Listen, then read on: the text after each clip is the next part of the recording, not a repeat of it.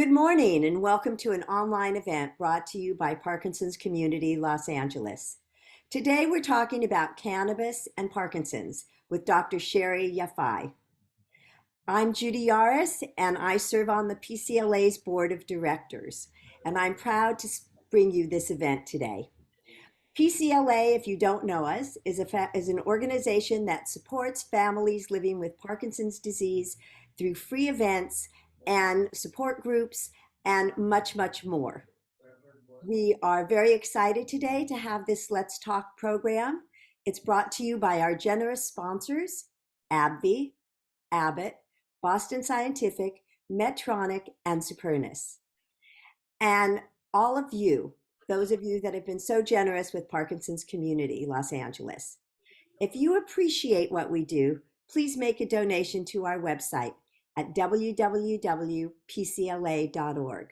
Thank you. Before we start, just a few quick notes. We are recording today's event for YouTube.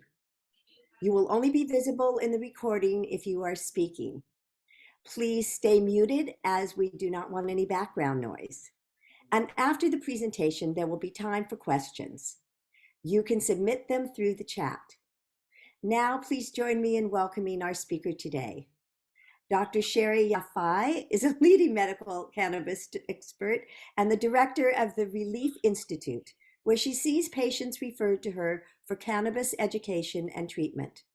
Dr. Yafai earned her medical degree at University of California at San Diego and transitioned into cannabis-based medicine in 2017. She sits on the board of the Society of Cannabis Clinicians and offers individual counseling and management of the medications in a personalized private practice. Dr. Yafai believes in empowering patients to participate in their care. Her approach is direct and action-focused. In her spare time, Dr. Yafai likes to hike, play soccer, basketball, and provides Uber services to her children.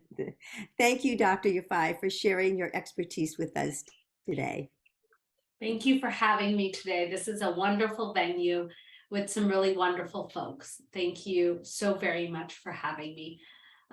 So today, as we've discussed, we're going to be focusing in on Parkinson's and cannabis. I am going to help lead this discussion, and I would like for you to feel free to make notes and save up a lot of questions, which I'm sure everyone is going to have, so that we can get to them all at the end. It's going to be about a half-hour discussion or presentation so that everybody has enough time at the end to go ahead and ask questions and get them all answered. So very quickly, I do want to just bring up my background here. I did go to UCLA as an undergraduate, and I focused in on neurosciences as a bachelor's degree. That was back in 2001. And the reason I'm bringing this up here in this discussion today is to bring to everybody's awareness that I was one of, I believe, the second graduating class at UCLA in neuroscience. So the field of neuroscience is actually still relatively new, okay? This is only, 20 plus years old. And what we learned then is not so dramatically different from what we're seeing now in the medicine and in the literature of neuroscience, which is to say we have not made huge progresses, all right? In terms of medicine in general, we are seeing progress in the world of Parkinson's and some of our neurologic disorders, but that progress has still been very slow. Since 2009, I've worked in the emergency department here locally in Los Angeles at St. John's Hospital. And now currently I do some urgent care work alongside my medical practice in cannabis.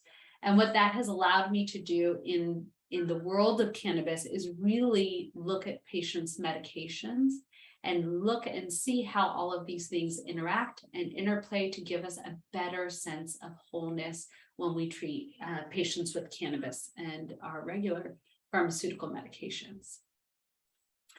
As Judy did such a lovely job introducing me, I do have my fingers in a lot of different places here, that all of this helps give us the best outcomes for our patients. So while I do, the majority of my work is in my private practice with patients on an individual basis, I also sit on the board of the Society of Cannabis Clinicians, which is a nonprofit organization for education, specifically medical cannabis education. And in that organization, I've even done specific lectures on pain management as it relates to cannabis, as well as monitoring and modifying our monthly journal clubs and quarterly presentations. I also write a column for Emergency Medicine News. This is a quarterly journal or article that we provide to emergency medicine physicians. And the goal for that column is really just to create more awareness and highlight more information for our physician colleagues about cannabis and the research that's being done actively in the world of cannabis. All right, the last thing I want to highlight here on this slide is just our work that we're doing alongside PNI, which is Pacific Neuroscience Institute, with Drs. Petrosian, Dr. Diaz, as well as Dr. Porter and Dr. Merrill, in the world of both Parkinson's as well as dementia. And as we all know, this tends to overlap for some individuals more than others. And what we're seeing, and the reason we're working so closely alongside one another these days, is really the true benefits that their patients are getting. So we have now started enrolling some of our patients into a study where we can get this data and pass it on to future patients to get the ultimate benefits. So let's dive on in. So the outline here today, I wanted to provide everybody with a little bit of information as we get into this. What is cannabis? We're going to do a very, very brief discussion on what this is and what the cannabinoids are as a part of the world of cannabis. And what is the research behind all of this? Are we all kind of just, is this a one-off from a friend or an uncle or a parent? No, it's not. And there's a lot of really fabulous data out there, and that's what we're going to get into. We're going to separate out that research into THC and CBD, the two major cannabinoids that we see most often being utilized, how it relates to cognition and memory. I think that's on the top of everybody's list when we talk about things like cannabis, and specifically how it relates back to Parkinson's. There were a few pre-submitted questions that we will address at the end, and then we'll have time for a quick Q&A. Okay, so what is cannabis? Cannabis, most people on this talk or in the background here are going to have some familiarity with pot. A friend who smoked it, back in the day, they themselves who smoked it. The 1970s was not that long ago in everyone's mind here, I imagine. And we have a perception in our minds about what is pot, grass, marijuana, Mary Jane, weed, all of these different names. But in 2022, today, it's a little bit different. And I'm going to show you all what I mean by a little bit different here. I put together this slide. And I want you all to know that I'm not endorsing any of the brands that I'm going to present here today. These are just images that I want you to be able to see and become a little bit more familiar with as we get into the depths of what we're talking about. So the first one is the plant itself. This is what marijuana or the cannabis plant itself actually looks like. So you'll see those purple colorings and hues. That's the actual flower of what we're basing everything else in our discussion off of. That plant can come in hundreds of varieties, depending on location, the amount of sunlight, the amount of rain that year, the amount of everything that's given into the plant, as well as the plant itself. Think about the plant like we think of grapes and the amount of varieties of grapes we have out there that make things like red wine, white wine, rosé, champagne, etc. Right? All of these come from the huge, vast majority of grapes, and you're going to see that same variety in terms of plant. This is what a tincture is commonly referred to as. It comes in a bottle. It's usually created in or made in MCT oil, which is coconut oil. This is probably the most famous brand out on the marketplace today. Charlotte's Web just found a contract with the NFL, the football league, right? And they are going to be implementing this with injuries and with pain for football injuries, which is very interesting. Oh, and by the way, they are a hemp branded CBD. So you'll hear me use these different words. I, in general, refer to cannabis, hemp, marijuana, all of these kind of generalized terms as the plant itself.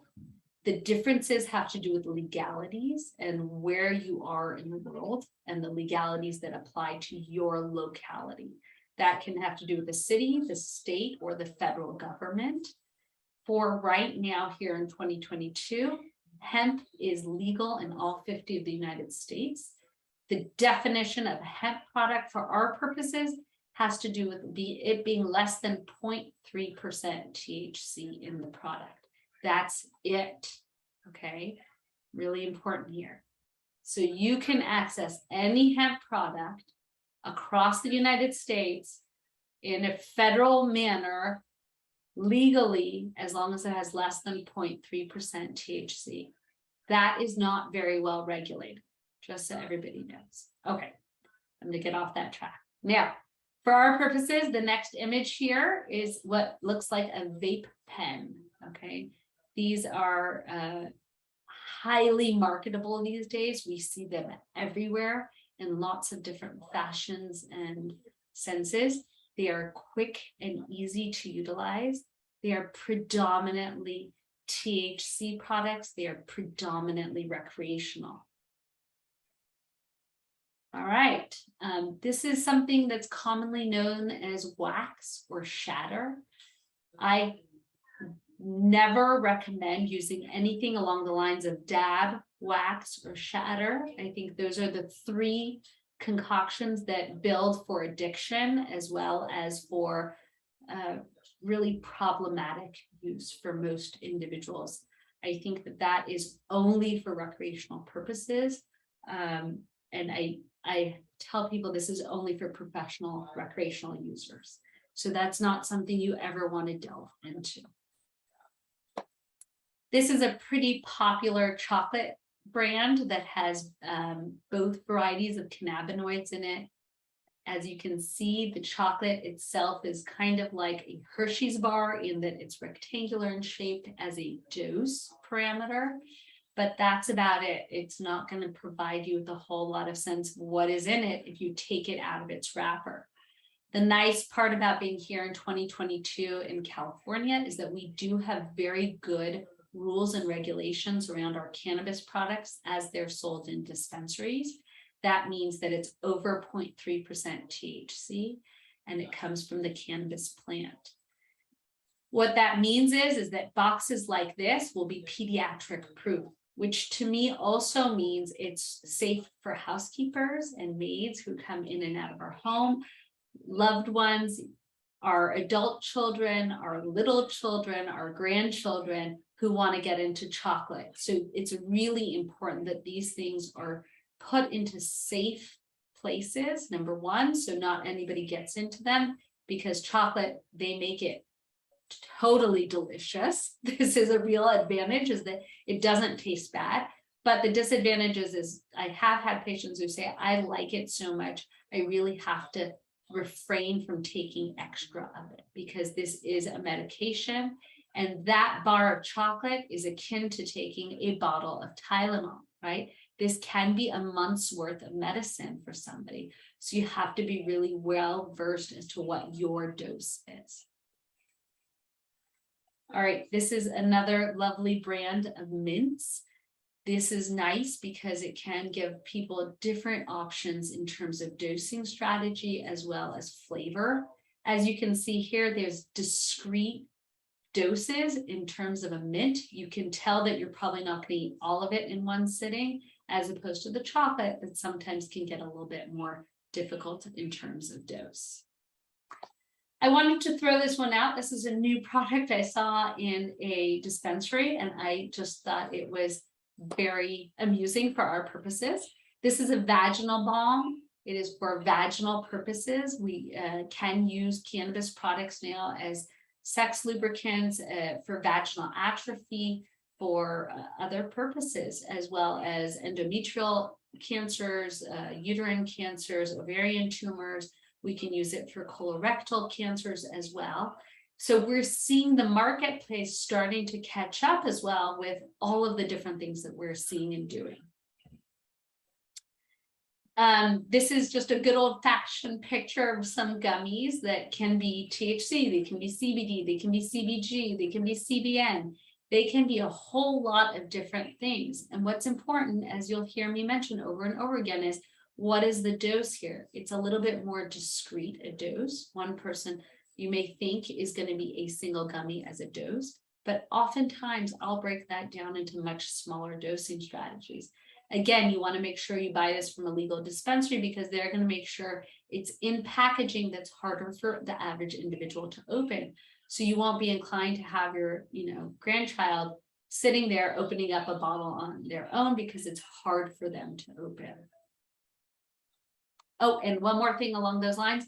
In the state of California, these gummies are not allowed to look like a child's item anymore. So they cannot look like bears. Often they are mostly in the shape of just a regular cube or rectangle. Foria spray is another brand that is particular to women's, to the women's health department. So these are also for vaginal lubrication as well. And this is the last one I wanted to show you, actually second to last. This is particularly, I think this is about 3 months new to the industry, okay? So what we're seeing in this industry is an ever-moving marketplace, okay? The industry is here to sell you an item, and they were working diligently on making it better, tastier, more interesting to the average individual, and to their credit, potentially as an alternative to other things like alcohol. And that's what this is really servicing. This marketplace is now creating a line of products that's available to replace alcohol. And so these are individual beverages that also have THC without any alcohol in them, potentially as a replacement for a can of beer or a glass of wine. What we're utilizing it for, though, is for patients who are having a hard time swallowing a gummy, having a hard time with the flavor of tinctures. The challenge becomes is that these are quite expensive. So per can, I believe they're about $15. So on par with a glass of wine is what you're looking at if you were going to go out to have a beverage. All right. And then the last one I want to show you, this is really, this is a picture I took at a friend's home who's growing their own. So this is something you certainly can grow on your own. I'm not a farmer by any means. I found it incredibly impressive to grow your own and be able to have medicine for yourself to have, if that's interesting for you. All right. So let's jump into the details here. So you've now seen all of the different varieties of what you can have and all the different things. That's just the tip of the iceberg. We're looking at about 500 to 1,000 products in each dispensary's list of options. So when you walk into a dispensary or when you look on their online menus.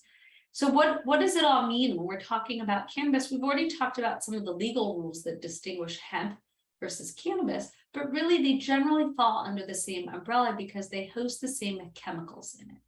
And we're going to talk about 3 main categories. One is delta-9 tetrahydrocannabinol, or THC. And this is the most famous of all of our cannabis products, right? If you ask anybody if they smoke pot, if they use something, the 9 times out of 10, what they're going to be talking about is THC. This is most well known for the intoxicating activity in the brain. This is the one that's been around since, the dawn of time. But it's actually very effective for pain management and sleep management as well. And we're going to show in a couple of slides here where all the research is going there. Cannabidiol has gotten a lot more press in the last 5 to 10 years, especially since about, I think it was 2018, 2019, when those hemp laws passed, making cannabidiol surpass THC because it has sales across the United States.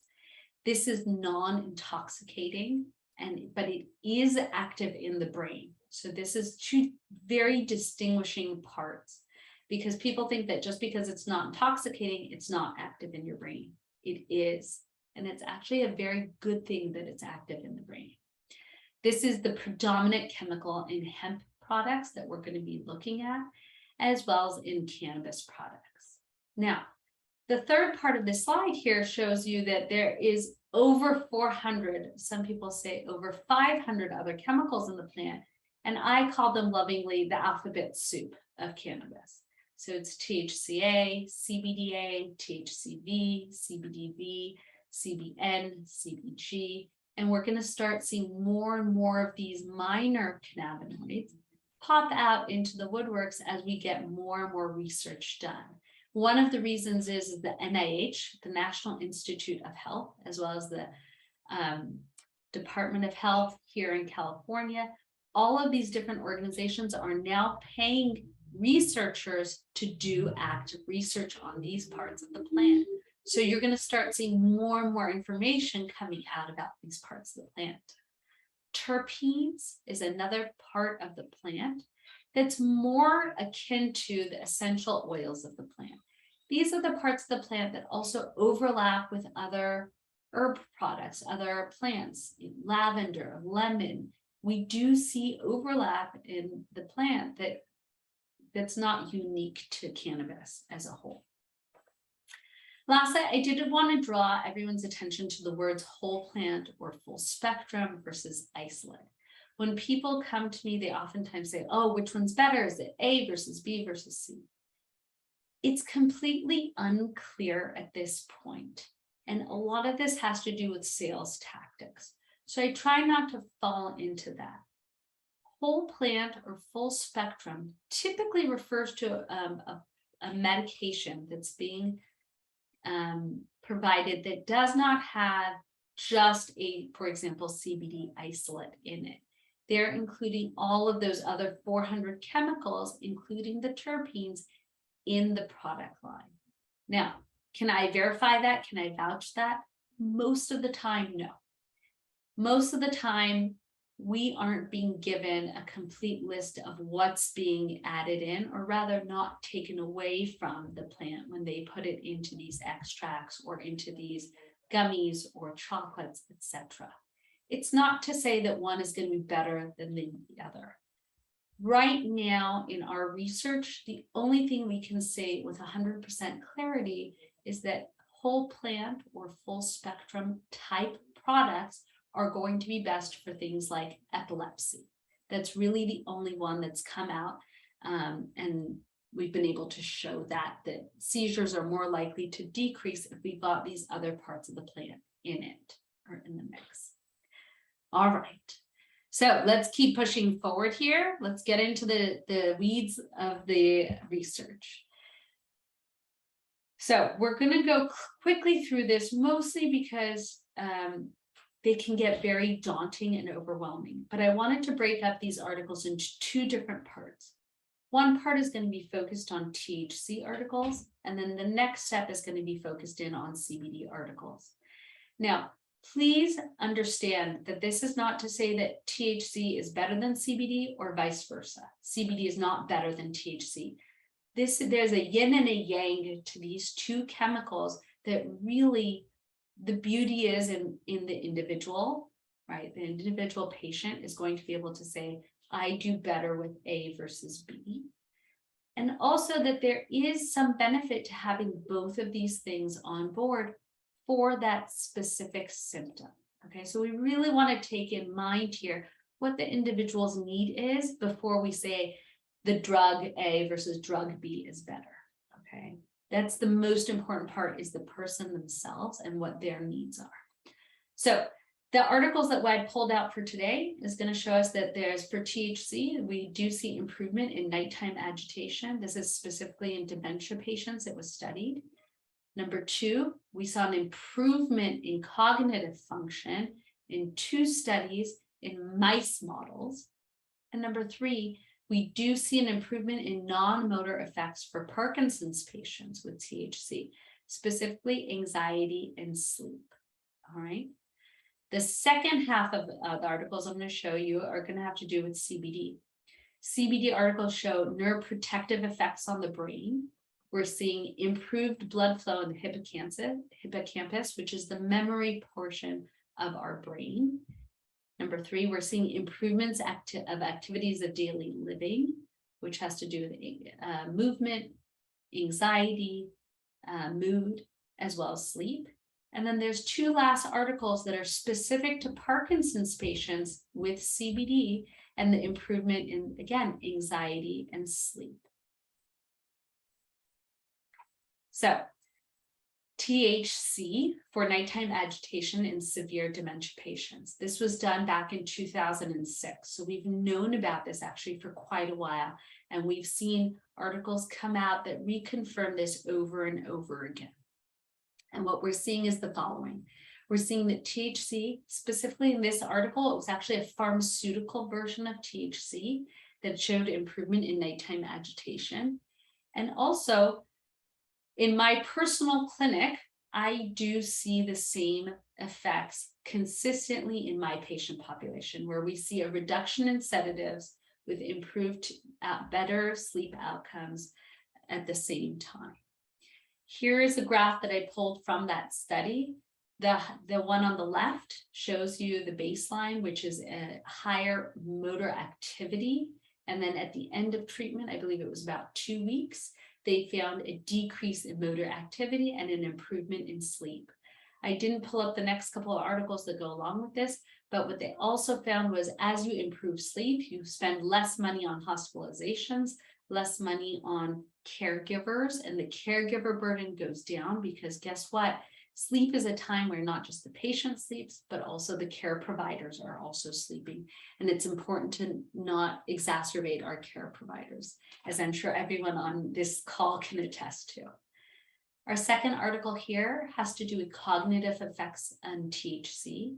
And these are 2 really wonderful articles in 2017 and 2018 that show low doses of THC. One article shows a one-time dose showed improvement in cognitive function.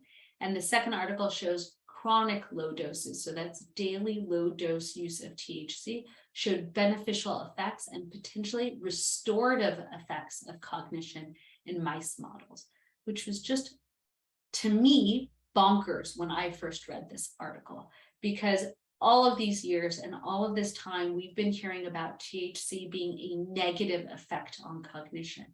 Now, something I didn't write up here, but I really want to point out is that they did do a really lovely job of doing the same test on young mice. And what they found was not the same result. So this is really important. We think of our brain as growing until 2025 and then stagnant until, God forbid, dementia, Parkinson's, where our cognition declines. That's not accurate.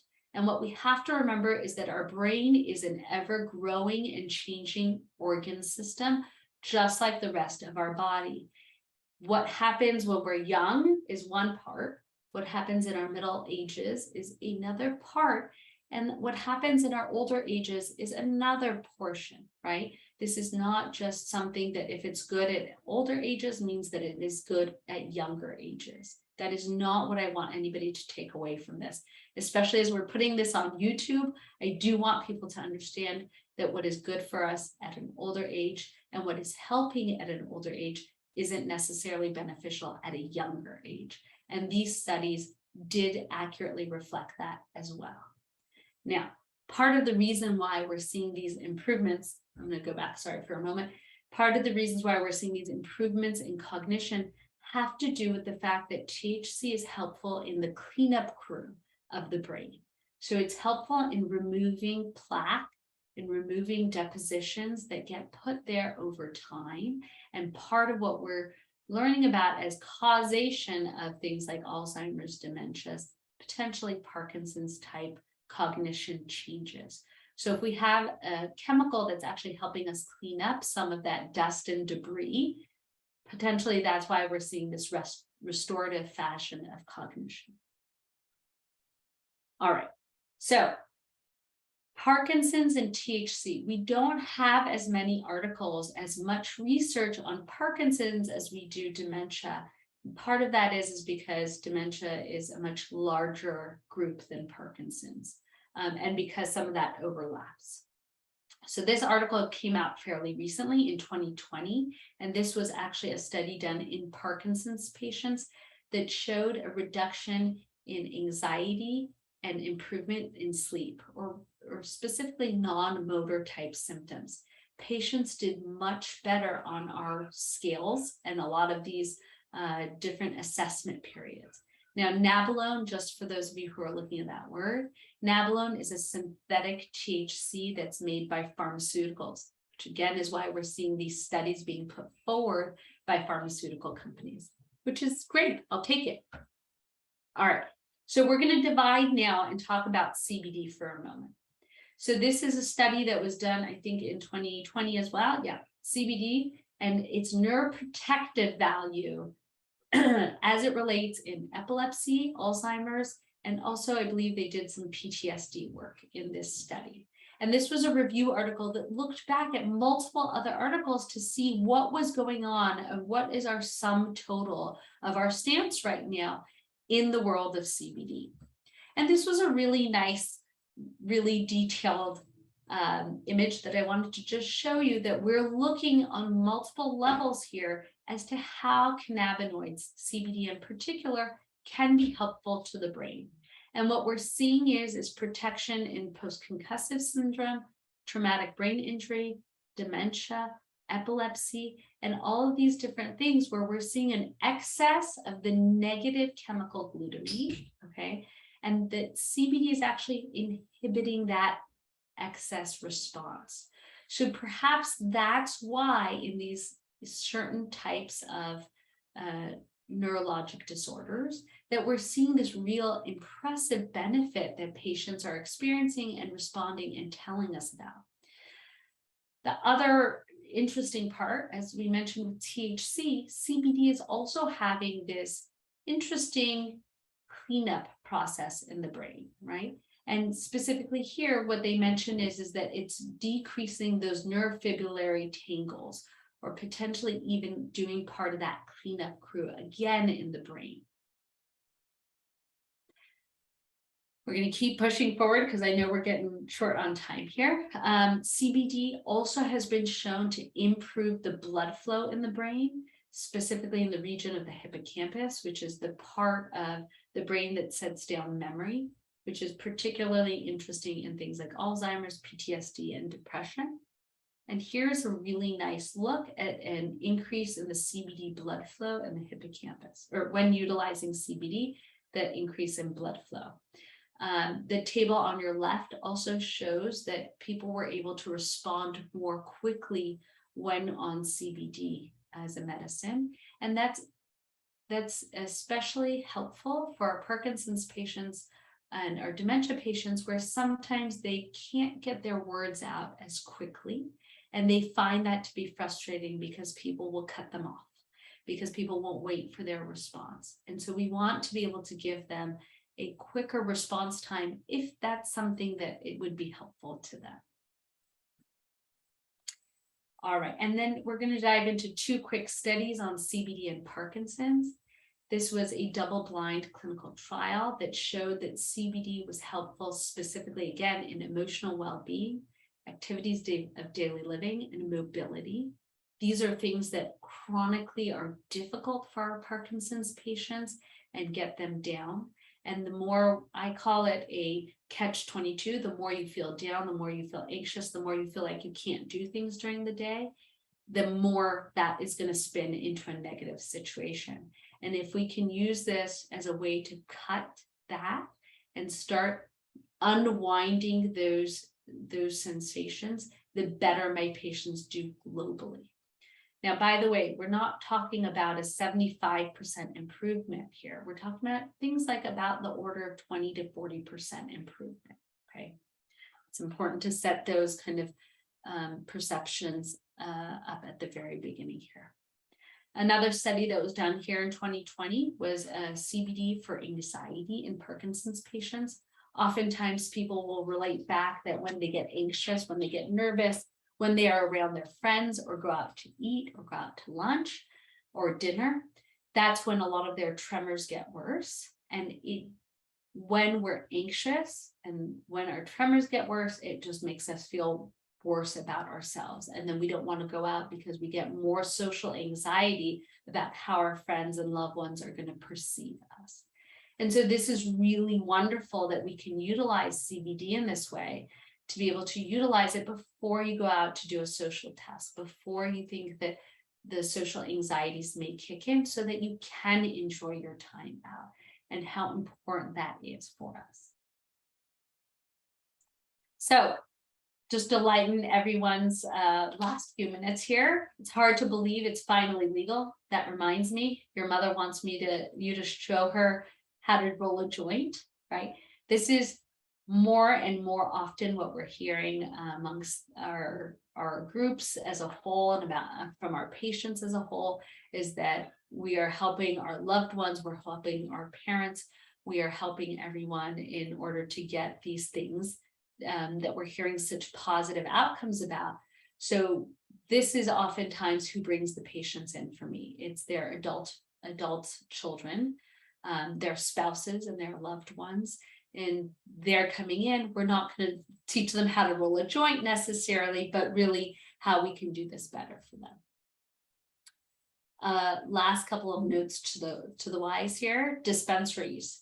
Remember, when you go to a pharmacy or a drug dispensary, they're going to ask for authorization, your HMO, your PCP, the IRS information.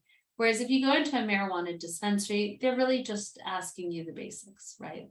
They are not educated. They are not expected to be educated. These are individuals who may or may not even have a high school diploma.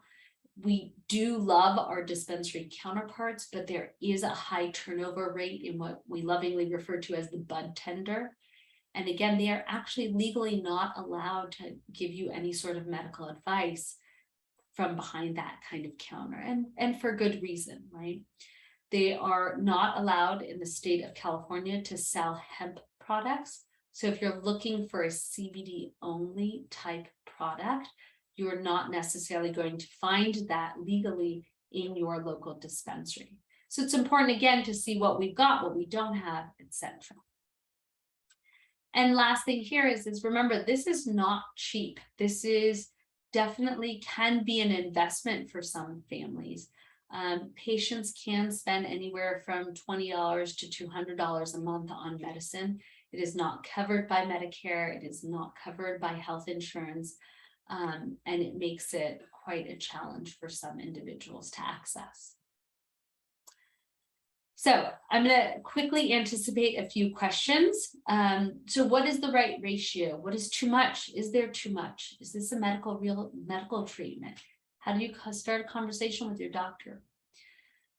So the idea of how much should I take? What should I take? What's the right ratio of medicine really has to do with, number one, the individual. Number two, your diagnosis or your symptom to treat, right? If as a medical provider, when people say, how much Tylenol should I take? My first question is what are you taking the Tylenol for? Okay. It's not a blanket prescriptive treatment strategy, right? We want to make sure you're taking the medicine for the right purpose or the right indication. Cannabis really comes in as much as 0.4 milligrams to as much as 500 to 1,000 milligrams per dose of THC or CBD. So really the onus is not on what is the right thing, but what are you taking it for? We really need to have that shift in focus here is what are we taking these things for? And then utilizing the right chemical, right? THC, CBD, CBDA, THCA, etc. And then the right ratio, and then the right dosage. So I want to kind of preempt anybody asking for specific dosing strategies about that. What is too much and is there too much? That is a great question. Historically, one of the reasons why cannabis has been legalized as an adult use medicine across the United States in multiple states is because we have found it to be a very safe medicine, globally speaking. That being said, anything when taken in too large a quantity will have a negative outcome or negative side effect. My patients who may be on the call here today will know that I oftentimes reference water. Water is healthy for us. We need water to live. You need to take a certain amount of water. Everybody's water intake is different. Not everybody's going to be able to have the same amount of water intake, but you can die of a water overdose. So it's kind of silly to think that if there is no cap on this as a medicine, okay, or as a recreational use medicine. What I oftentimes will reference in terms of too much is really the individual's response to it. I've had some patients who just don't respond at very low dosages, and some patients who respond at exquisitely low dosages. So that's something that we have to really create more of an individual type parameter. The best way to go about doing that is to really start at a low dose and go slowly up. Is this medical treatment? As you've seen, this is, I pulled up, I think 5 to 10 articles on Parkinson's dementia and cannabis quickly. There are literally thousands upon thousands of articles that date back, decades at this point on cannabis as medicine. It was approved here in the state of California in 1996 as a medicine, really because of one big major health epidemic that was going on at the time, and that was the HIV/AIDS crisis. It was a treatment strategy for end of life, nausea care, vomiting care, appetite stimulation for this crisis that was ongoing in the 1980s and early 90s. And that was the prompt to move it forward as a medicine. Since that time, we have literally started to just begin to unfold the multiple layers around this as a medicine, and we are going to continue to do such. And I really do recommend people to take this with a grain of salt. And, what is recreational for one person is not recreational for another. And what is medicine for one individual is not medicine for another. So how do we start the conversation about a medicine that, many people kind of throw their hands up and say? I'm going to show you real quick. One way to do it is to talk with your neurologist and just get their opinion from the start. What are your thoughts about medical cannabis? Is this something you advise about? If they shrug their shoulders and say, I don't believe in it, then move on to the next provider. You can go to cannabisclinicians.org. Sorry, I didn't write that in the notes. Cannabisclinicians.org is a online medical community. That's the website for our SCC group, Society of Cannabis Clinicians. That is their website. It's the nonprofit medical organization I was talking to you about earlier. And they have a map of all their different participants. All we focus on is medical education around cannabis. So you should be able to find somebody in your local area at this point. We do have about 600 to 650 members at this point. It is not just nationwide, but international. And that's a good place to kind of start a search. They are reputable, and I really can't say enough wonderful things about them. Lastly, and then you can always reach out to me and I'll give you my information here in the next slide. But I also wanted to give you some advice from a patient's family, which was really wonderful. And the patient said the following. A lot of my friends ask me why how I started, or what do I feel about cannabis, and what should I use, or how should I use this? And I thought, well, why wouldn't you just get good clinical advice about this? Why not get good medical advice about this? You get medical advice about your blood pressure. You get medical advice about all your other medications. Why not seek medical advice about this? And really, it was such a thoughtful, good statement that I thought really we should bring to this organization. This is medical advice that you should seek just like you would any other medicine, because you're using it as a medicine. And on that note, I do write a column. It's the emergency medicine news column, as I mentioned to you earlier. It's called The Case for Cannabis. This is entirely not paid. If you have any wishes to support the work that we're doing, either with PNI, Pacific Neuroscience Institute, the Dementia Group, or the community at large, please feel free to reach out to me. Your support is what we do this all for. Sherry at mdrelief, RELEAF.com. And I believe you have that in the emails that have gone out. And I'll take questions now. Thank you so much, Dr. Yeffy. This was amazing, really interesting, and very helpful. A couple questions I'm going to start off with. One is how to use cannabinoids to improve appetite. Do you have some suggestions on that? Great question. So there's two parts of appetite suppression that happens. One is appetite suppression just from chronic illness or chemotherapy or other types of medication. And THC specifically really is our appetite stimulant of choice. Now, the other type of appetite suppression comes from pain or discomfort. When people are in pain, they don't want to eat. And so if it's from pain, that's where CBD also comes into play, and you can utilize a CBD-based product to help with pain modification. And then once the pain goes away, usually the nausea and the appetite will open up as well. Great. Now, this is kind of an interesting one. Have you ever heard of cases where heavy use of marijuana has actually triggered or caused Parkinson's? Oh, great question. No. We have seen heavy cases of THC use specifically because there's three major issues with heavy THC use. One is acute psychosis, and that typically we see in teens and young adults, and those are with large doses of THC. In my older adults, we're actually seeing studies that pop up saying that small amounts of THC can help with agitated hallucinations that we see again in older adults that predate the cannabis. So it's a fine gray line that we have to walk with hallucinations or psychosis. Number two is cannabis hyperemesis syndrome or cannabis overuse. And what happens with that is it seems to be, the jury's still out on this, but it seems to be like an allergic type of response specifically to THC that actually causes nausea, vomiting, and abdominal pain.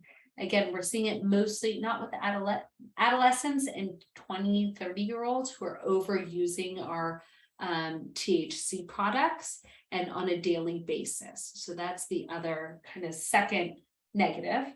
And the third negative is typically in terms of addiction. We do see addiction type behaviors happen. It's not as often as with other medications, including cigarettes and alcohol. It's about half of cigarettes and alcohol addiction, but that is always something that kind of lights up in the back of our heads. Again, especially in teens, adolescents, 20-year-olds. The last thing of which has to do with high potency THC. And this is something that I'm actively working to try and modify or rectify in the dispensaries themselves, is how we have these medications all available, and that there's no distinction right now in the dispensaries between high potency, medium potency, and low potency THC. And the onus is really on the individual or the dispensary itself to give you that information right now. I feel like this was mentioned, but this is what are the benefits with dementia? Is there something very specific that you might want to touch on? Yeah, specifically with dementia, I didn't delve into it too much, but with dementia, we're seeing a multi-layered benefit. Number one is, most importantly, most patients who get referred over have to do with agitation. That's probably the most common complaint that comes in my direction. We're seeing improvement in agitation. That also has to do with sundowning, delirium, all of those multi-levels that happen with dementia patients. Secondarily, what we're seeing is improvement in mood, improvement in nighttime sleep, potentially a stabilization of memory decline, right? So dementia is an ever downtrending decline in cognition. And what I'm starting to see is not just the decline, but actually stabilizing memory so that we don't see further severe declines. And that decline is a little bit slower to happen, which is really quite lovely. Yes. Does it matter what time of day you use THC to receive the benefits? Mhm. So this is not unique to cannabis. All medicine has a time frame of effectiveness, right?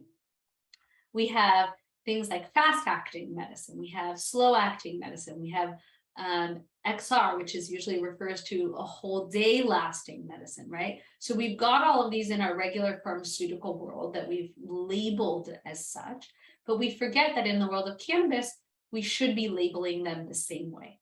So things that are fast acting in the world of cannabis are things like anything that's inhaled. Even in regular pharmaceuticals, when I give somebody an inhaled medicine, like an inhaler, an albuterol inhaler, a steroid inhaler, it works fast, right? We're talking about minutes because of the way it gets absorbed. The converse side to that is that if it goes in fast, it goes out fast. All right. So anything that comes up quick goes out quick. So if it works quickly in minutes, it's going to go out within about an hour to 2 hours. So think of that as your fast absorbing medications. Then we've got the secondary line, which is things that you ingest, typically take longer to kick in, but they also last longer on the back end. All right.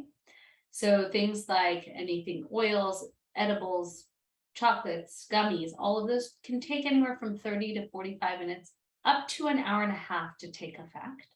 They last anywhere from about 4 to 6 hours. And then the last part is kind of our extra long lasting or the 24-hour lasting medicine. In cannabis, we don't have those quite yet, except in the format of taking too much.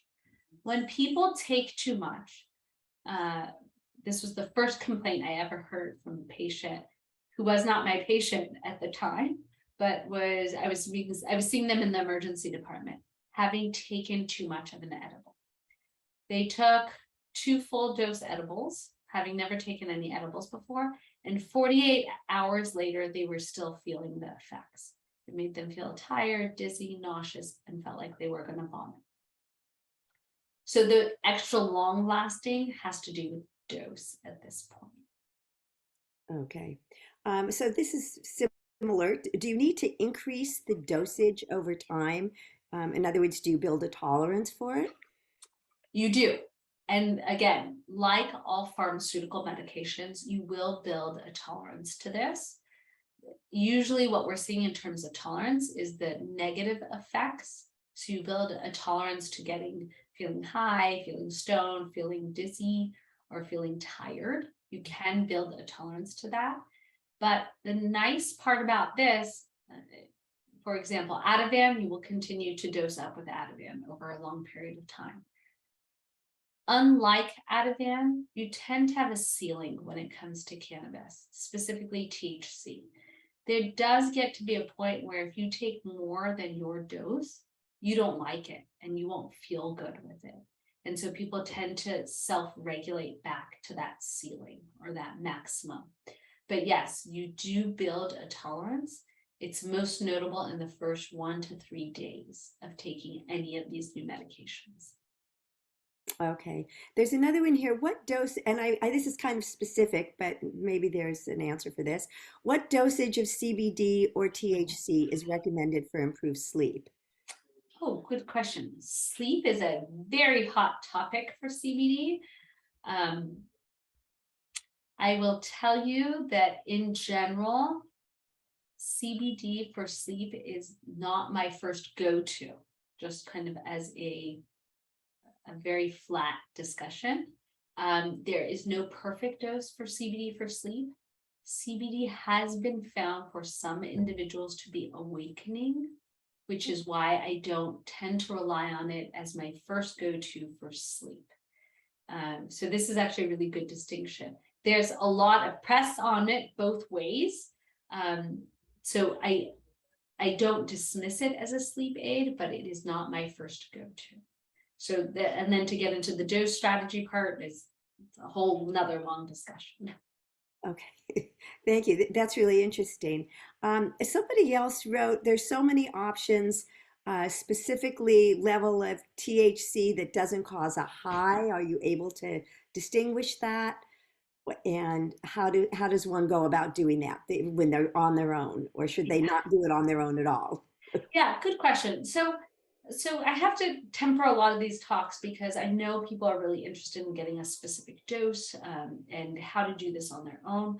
Please remember that my job literally is in advising people about dosage, just like if you were going to go to the doctor and say what dose of blood pressure medication I'm going to start, which of the 10 blood pressure medications out there is the best one to start on my own. I don't recommend that. That being said, I do want people to practice the best safety at home.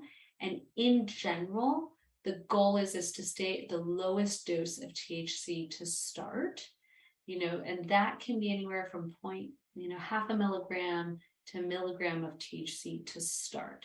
So really, I don't find adults, we're talking about people over 50, over 100 pounds, that would be a safe dose to start. Again, so long as you're not on multiple opiates, benzodiazepines, other sleep aids such as hypnosedatives, Ambien, Sonata, Klonopin, Xanax, Ativan, right there, the list goes on, which is why I'm super conscientious with our older folks who are usually on, anywhere from 4 to 10 medications. That's my usual list. If you're not on any medications, and you want to try this on your own, absolutely, that's a great time to start on your own. Again, sticking to about half to 1 milligram, and that's just to check safety, okay? It's almost like, if you put any skin creams on your face, the first place you want to try it on is your hand to make sure you don't have any sort of allergic reactions to it before you go putting it all over your face where you can get a rash and have a bad outcome. So safety first. Okay, we're getting close to the end, but I did want to, there's a couple more quick questions here. Do you have a preference of the best way to take it? Vape pen, gummies, drops, anything? If you're going to do it on your own without any assistance, okay, this is then and it's my only preferred route, only if you're doing it on your own, is actually inhaled. And the reason is that you can self-modify very quickly. You can take 1 inhalation, you can take 10 inhalations, and you will feel those results within minutes. On the other hand, tinctures, edibles, gummies, chocolates, those things you will not feel for about 2 hours, and people do tend to overdo it without guidance. So if you're going to do it on your own, yes, I do prefer people go down the inhaled route. If you're doing it under guidance with advice with somebody who can talk to you about dosing strategies, then yes, I do think an ingestible is the best route because it will last the longest and Okay. give you the best long-term outcomes. And there's another question here, but I think it's sort of wrapped into a couple of them. Does this include dreaming, nighttime agitation? Will that impact the dreams as well? Yeah. So one of the reasons why our veterans have known and loved THC and cannabis in particular for eons has been because it really positively impacts their nightmares and their negative dreams, meaning that it minimizes it. Yeah. And that's one of those really useful things we can all learn a lesson from our veteran colleagues, right? They have been utilizing this to minimize those negative dreams. I just would like to open it up. If someone is not able to type into the chat, can you please unmute yourself and ask your question? And remember, we're not doing personal questions of dosage and things like that, but keep it general if you can. Can you speak to the use of the cannabinoids with dyskinesia?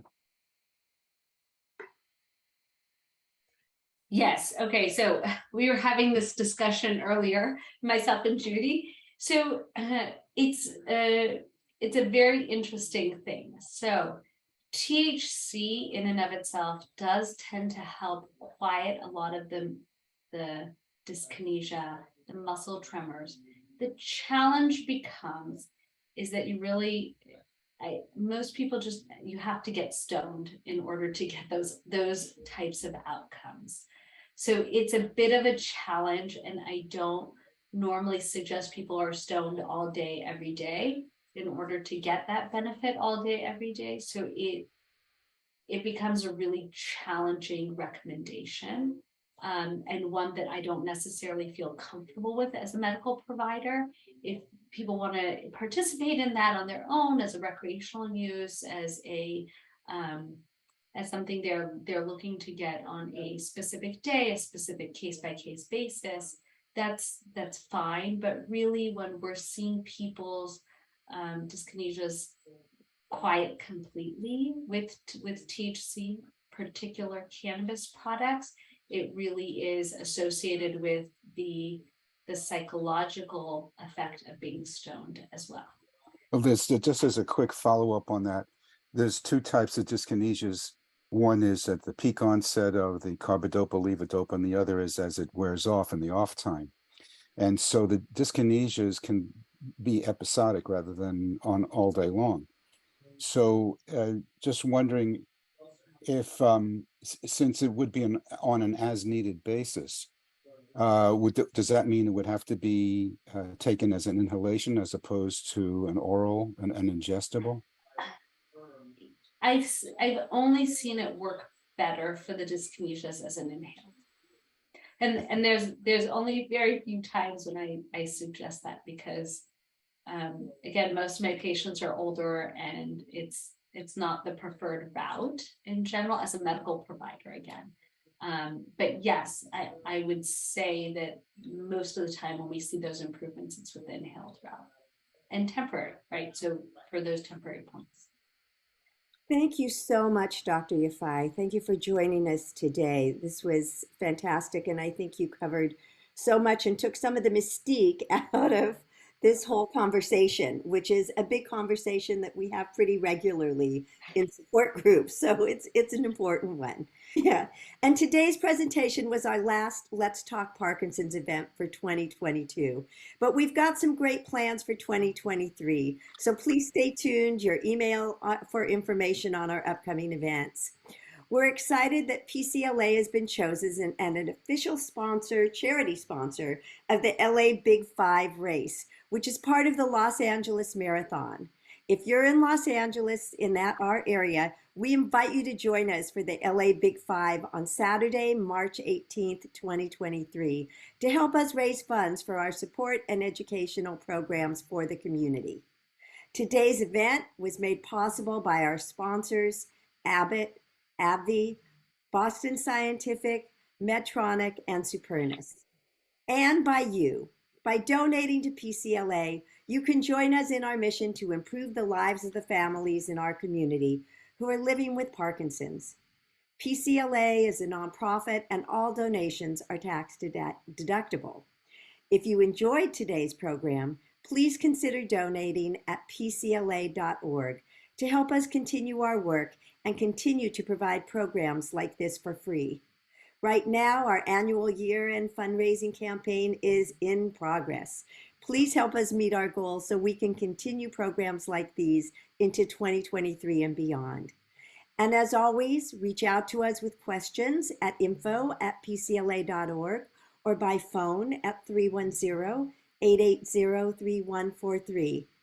Thank you, everyone, for joining us today. Thank you again, Doctor. It was amazing and a wonderful presentation. Thank you.